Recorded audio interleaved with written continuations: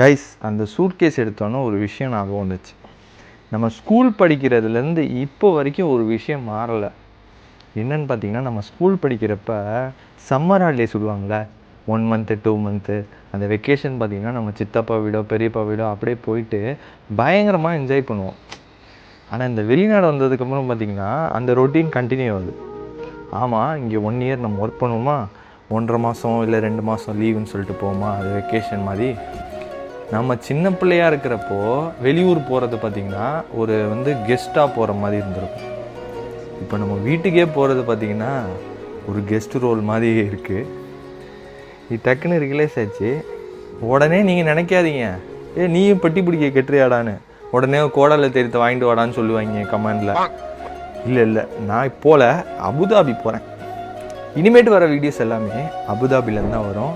So daily அப்டேட்டுக்கு நம்ம சேனலை follow பண்ணிக்கோங்க. கரெக்டாக?